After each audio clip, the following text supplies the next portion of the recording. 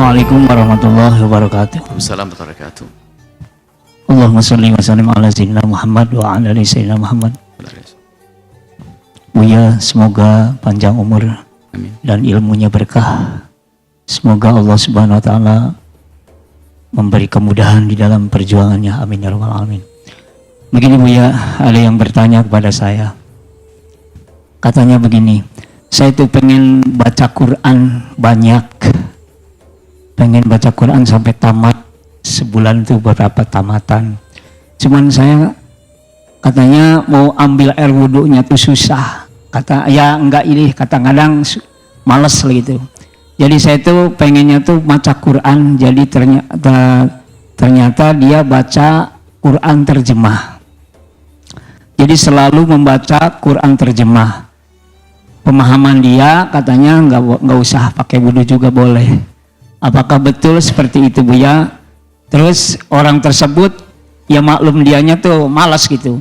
Pengen sholat sunnah di dalam waktu sebelum sholat asar, dia punya air wudhu, dari air wudhu langsung masuk masjid, dia sholatnya diborong Buya, niatnya tuh niat sholat tahiyat al-masjid, niat sholat syukur wudhu, niat sholat hajat, niat sholat istikharah. Jadi niat seperti itu mengambil pahala itu hukumnya bagaimana? Mohon penjelasan. Sekian, terima kasih. Akhirul kalam. Billahi taufiq wal hidayah. Assalamualaikum warahmatullahi wabarakatuh. Assalamualaikum warahmatullahi wabarakatuh. Di dalam membaca Al-Quran, kelebihan Al-Quran dengan buku-buku yang lain, Al-Quran kitab suci, firman Allah. Di dalam baca Al-Quran, faham Anda atau tidak faham, Anda mendapatkan pahala. Kalau baca buku tidak faham, Anda sudah nggak dapat apa-apa. Nggak faham. Baca buku nggak faham, nggak tahu ini apa, bahasa apa, nggak faham. Tapi kalau membaca Al-Quran, ini kelebihan daripada Al-Quran. Biarpun Anda tidak faham, maka Anda sudah mendapatkan pahala. Bahkan kadang diberi oleh Allah pemahaman yang unik. Tiba-tiba kuat imannya, tiba-tiba senang berderma, padahal dia tidak paham ayat mana yang menyuruh saya bersedekah tadi, tidak ada. Itu berkat Al-Quran, karena sudah berada di hatinya, sudah menguasai hatinya Al-Quran, sehingga hatinya mudah tertata. Jadi penting baca Al-Quran. Kemudian tingkat selanjutnya lebih tinggi adalah mentadabburi firman-firman Allah, merenung. Tentunya dengan merenung ini ada catatannya. Merenungi firman-firman Allah, berusaha untuk faham. Ya, berusaha untuk faham bisa saja. Kita mencoba membaca, mungkin Anda mengerti bahasa Arab. Tapi di dalam Al-Quran ini ada beberapa hal yang tidak bisa difahami begitu saja oleh akal orang yang ngerti bahasa Arab. Sehingga para ulama pun berbeda di dalam memahami. Ulama saja berbeda pendapat, bagaimana kita? Sehingga tetap harus menggabungkan dua hal. Tidak boleh malas. Berguru tetap, berguru belajar, berguru tafsir. Berguru tentang memahami Al-Quran. Dan yang diperintahkan oleh Allah ya mentadabburi. Dalam Al-Quran banyak riwayat untuk kita mentadabburi firman-firman Allah. Merenungi firman-firman Allah, bukan hafalan. Hafalan tidak ada perintah kok, tapi hafalan mulia. Hafalan mulia. Cuman hari ini ada orang memang sibuk hafalan, tapi tidak melangkah kepada merenungi firman-firman Allah. Sehingga yang didapat hanya hafalan saja. Tidak mengerti halal dan haram. Kata Syekh Sya'rawi, "Umirna bi tadabburil Qur'ani." Kami diperintah untuk merenungi firman-firman Allah. Wa qad takaffalallahu bihifdih. Allah yang menjaga Al-Quran. Walakinnana insyaghalna bihifdhihi wa tarakna tadabburah. Tapi kita lebih sibuk untuk menghafal, tapi kita tidak mencoba merenungi firman-firman Allah. Sehingga setelah seorang menghafal Al-Quran, hendaknya naik pangkat untuk mencoba merenungi firman-firman Allah. Maka di sini belajar ilmu bahasa. Bersandar kepada terjemahan lumayan boleh, sebab yang menerjemahkan tentu orang yang mengerti bahasa Arab. Cuma yang dulu diperhatikan terjemahan siapa ini. Jangan-jangan nanti ada disisipkan tentang akidah yang sesat dan menyesatkan. Maka sampaikan kepada yang bersangkutan, bisa disodorkan kepada yang bersangkutan, sodorkan kepada tokoh-tokoh ulama yang akidahnya benar. Bolehkah saya baca terjemahan ini? Sebab sekarang ada orang menumpangkan kesesatannya lewat terjemahan Haryati. Anda bisa menyodorkan kepada tim yang ada di sini, so lihat terjemahannya ini. Bahkan ada orang berikan hadiah banyak di sini adalah Quran terjemahan, nggak boleh dibaca sama anak-anak. Karena terjemahannya adalah terjemahan yang membawa kesesatan. Karena yang menerjemahkan bukan orang yang punya akidah yang benar. Dia punya akidah sendiri yang sesat, lalu menerjemahkan Al-Quran. Maka itu bahaya. Ya, maka berpegang kepada terjemahan yang diterjemahkan oleh Depak itu jauh lebih aman. Biarpun nanti ya itu sambil tetap berguru kepada ustadz yang bisa menerjemahkan, menjelaskan Al-Quran dengan baik. Nah pertanyaannya dia adalah di Ramadan ini main yang lebih, dua-duanya kalau bisa, sambil membaca dan sambil merenungi. Ada target, sambil membaca sambil merenungi, bacanya pelan-pelan, jangan kebut-kebutan. Jadi yang penting itu sekarang pakai waktu durasi saja deh. Jadi durasi itu kemudian Anda jadikan Anda dengan Al-Quran, bukan kebut-kebutan. Oke. Anda misalnya, Anda ingin menjadikan 24 jam dalam sehari ini untuk baca Al-Quran berapa jam? Oke, yang sedang ngebut menghatamkan Al-Quran. Saya pengen menghatamkan Al-Quran seminggu sekali. Oke. Seminggu sekali Anda hatam, berarti Anda dalam sehari berapa jam Anda membaca? Itu 7 jam. Anggap saja 7 jam, karena kurang lebih 1 jam kurang sedikit sudah 1 juz. Bagi yang kelas ngebut ya. Berarti kalau 10 juz itu kan ya 7 jam. Oke, berarti 7 jam itu yang harus Anda jadikan untuk Al-Quran. Bukan ukurannya adalah khatamnya Anda. Jadi dalam 24 jam ini aku jadikan 7 jam murni untuk Al-Quran. Zikir pun kayaknya kita sudah mulai merubah dari bilangan yang disebutkan para ulama itu membatasi Anda untuk Anda punya keterikatan, keseriusan dalam berzikir. Sehingga pakai bilangan berapa ratus, 1000 dan sebagainya. Tujuannya adalah agar jangan bacamu cuma 50 pergi, tidak, sampai 1000. Cuman yang jadi masalah sekarang 1000-nya 1000 ngebut, yang dikejar bilangannya, bukan khusyuk kepada bacaannya. Sampai berapa ini baru 100, baru 200, Allah, 300. Sehingga membaca Al-Quran itu, ini belum selesai, sudah langsung dihitung berapa juz lagi nih. Juz. Lembar berikutnya dihitung, ya Allah 1 juz, 3 lembar lagi, lama banget. Dikit-dikit begitu ke belakang lagi, kalau belum hatam-hatam, belum nyampe-nyampe. Karena dia ngejar ini ya. Berarti caranya dirubah. 3 jam yang Anda biasakan jadikan untuk Al-Quran, sekarang aku tetap jadikan Al-Quran. Cuman bedanya, membacaku lebih pelan, biarpun nanti hatamnya berubah. Lebih pelan, saya barengi dengan renungan. Nah begitu. Karena apa? 7 jam itu Anda dengan Al-Quran. Jangan sampai nanti berubah. Ya sudahlah. Jamnya dikurangi. Saya pengen, dulu waktu baca Quran pelan-pelan, sehari bisa 10 jam untuk Al-Quran. Tapi sekarang mulai lebih cepat, jadi 5 jam. Percepatan. Ini adalah yang model hari ini adalah, mentang-mentang targetnya adalah hataman. Saya target Ramadan ini hatam 4 kali deh. Biasanya 4 kali itu dibagi dengan cakep. 7 hari sekali. 7 hari sekali. Pas di Ramadan akhir, 7 hari masih 4 kali. Cuman sekarang dia sudah mulai pinter baca, akhirnya sudah, pokoknya target saya 4 kali.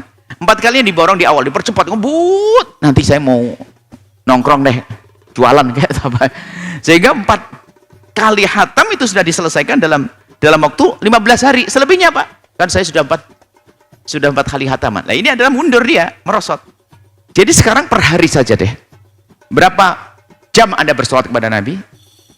Dan Anda pastikan, jadi Anda tidak pakai, nggak akan terganggu dengan bilangan dan hitungan apa lembar-lembar itu. Pokoknya jam 7, jam habis sholat subuh, pastikan aku akan keluar jam 7 pagi.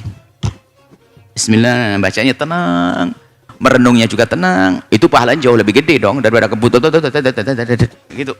Nah, ini Anda membaca sholawat 1000 kali, berapa menit itu? Anggap saja 1000 kali adalah 1 jam. Oke. Sekarang sudah ada, jangan hilangkan bilangannya, 1 jamnya akan aku jadikan patokan untuk berselawat. Dimanapun aku berada. Allahumma sholli, pelan lebih menghadirkan baginda Nabi. Mungkin kalau dihitung hanya 250. Cuman kan bukan hitungan lagi yang Anda pikirkan. Anda dengan Nabi selama 1 jam.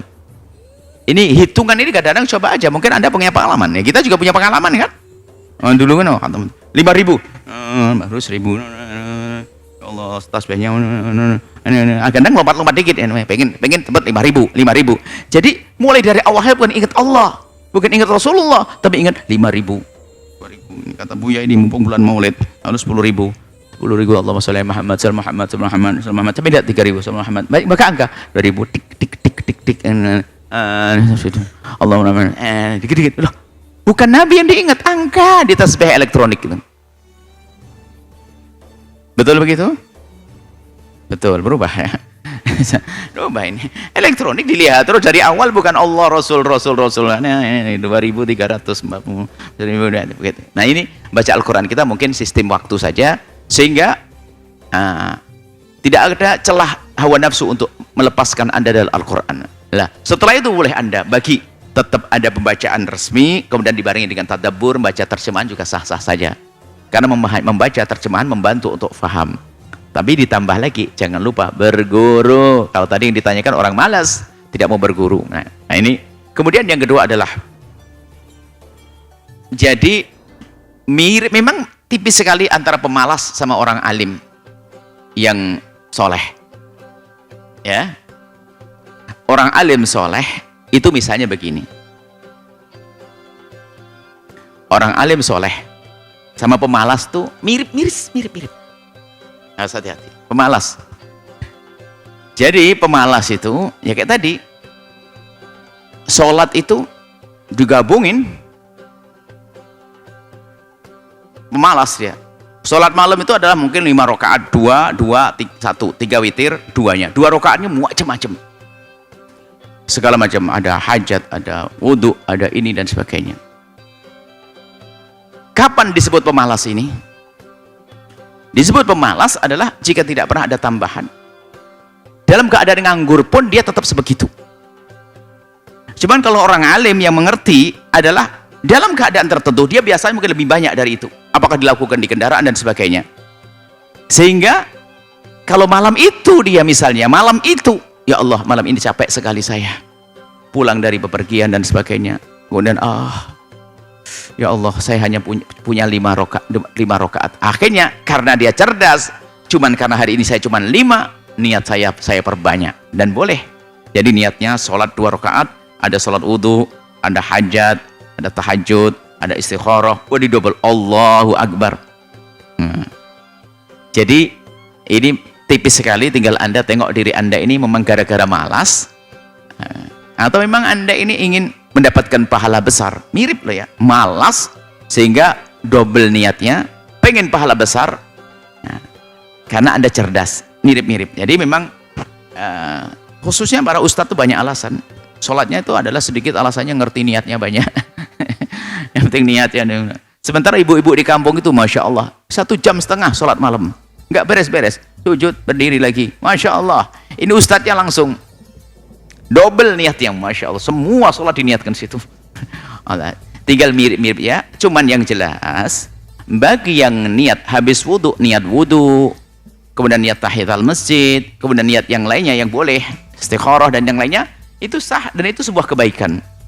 Yang boleh, yang penting tidak boleh menjadi sebab kemerosotan. Maksudnya kemerosotan ini, Bu, ada seorang ibu selama ini kalau sholat malam itu adalah sampai 13-15 rakaat. Sampai 15 rakaat.